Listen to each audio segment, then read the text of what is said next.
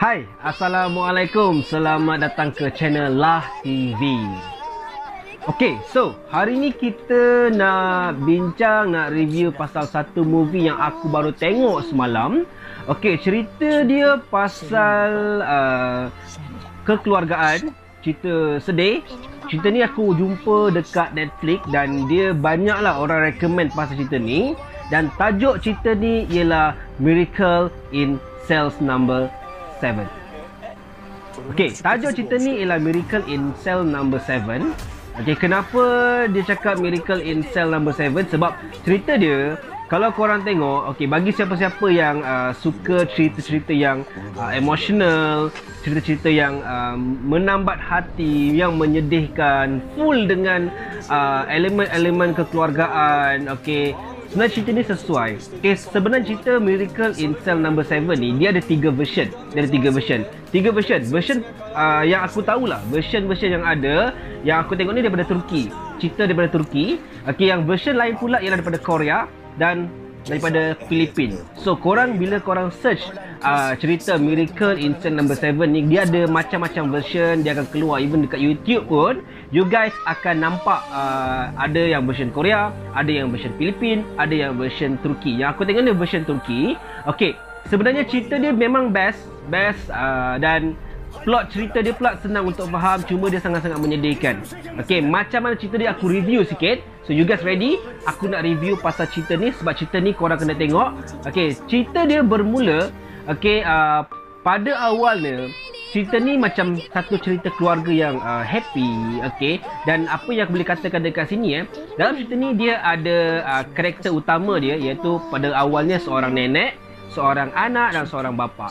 Okey, si bapa ni pula dia ada satu masalah, dia macam ada penyakit yang dia punya pemikiran tu macam kanak-kanak. Okey, dan dia ada seorang anak kecil lagi dalam 7-6 tahun macam tu, dan dia ada seorang nenek. Okey, mak kepada lelaki yang sakit ni tadi. Okey, so cerita dia itu awal dia, dan cerita dia bermula bila lelaki ni, yang si ayah ni, okey, nama dia orang panggil dia Meme. Okey, so si ayah ni, dia sebenarnya dia ada penyakit, tetapi kawan-kawan anak dia ni suka kacau ayah dia ni.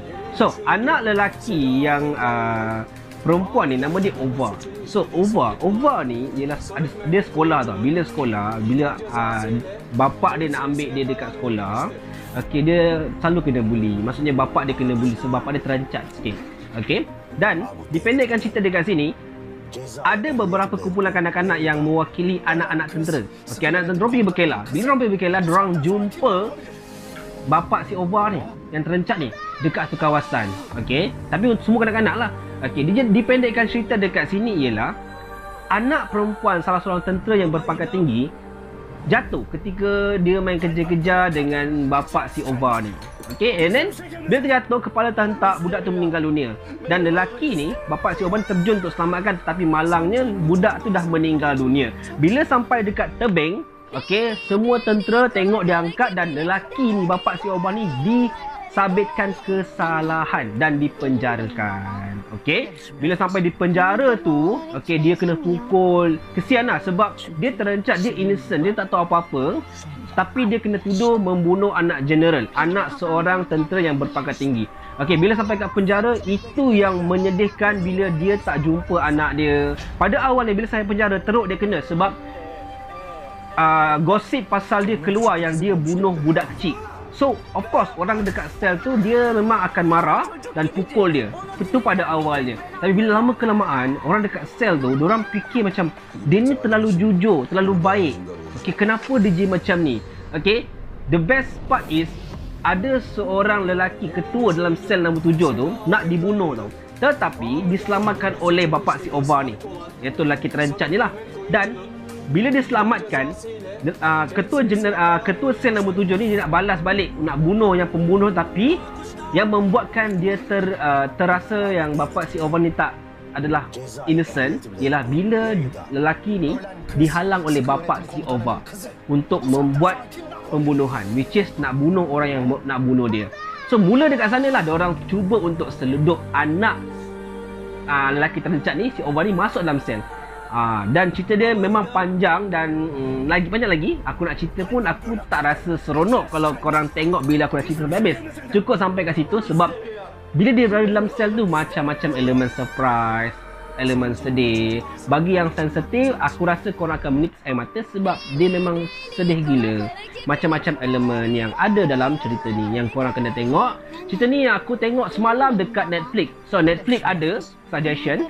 Okay, dan kalau korang tak ada Netflix, korang boleh Google, cari dekat stream ke, dekat Netflix ke, dekat Telegram ke. Okay, download dah. Actually korang boleh cari macam-macam. Kalau korang tengok version Korea, lebih kurang sama plot cerita, cuma ending dia berbeza-beza.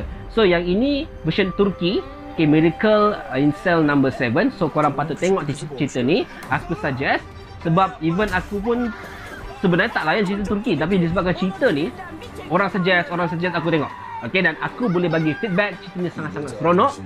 Tak ada elemen-elemen cinta, aksi semua tak ada, tapi dia elemen-elemen yang korang rasa cerita ni perlu dapat star yang banyak lah, sebab kekeluargaan, emotional elemen yang dikeluarkan tu memang sangat-sangat okey untuk penonton tengok. Okay, so, bila korang dah tengok video ni kan, so apa yang korang kena buat ialah korang kena tekan button subscribe, share. Thank you pada yang dah view full sampai ke tahap ni, dan jangan berhenti support Zaya.